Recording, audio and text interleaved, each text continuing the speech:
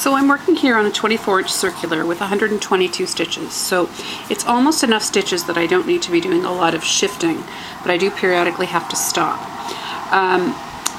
This is my first video, and I'm having to stop myself from pulling the knitting much closer to me because I have a very ergonomically unfriendly angle when I knit.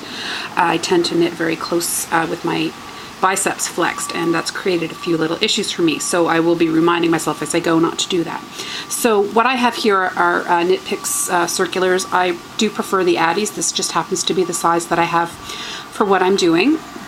So I'm not a continental knitter, and I probably will never be, because I've found that I can work fairly quickly by holding tension in the right hand. So at no point do I drop tension from the right hand. So what I have is the yarn sort of woven between my fingers, and I'm holding tension at all times.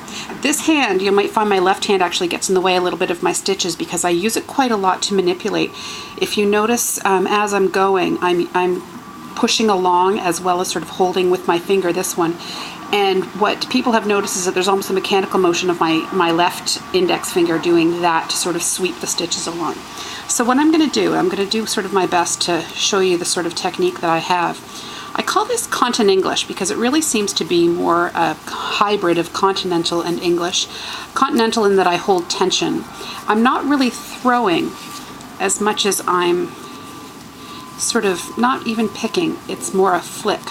So the motion with this finger is really just a flick back and forth. So I'm knitting along. Now, of course, occasionally I'll have a missed stitch where I'll have to take a second swing at it, but I think I'm quick enough that it really doesn't matter.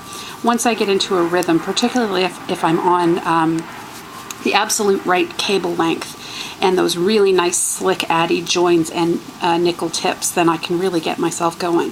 So this is just to give you an idea of the type of speed that I'm able to achieve, and the reason that continental hasn't really become a large priority for me.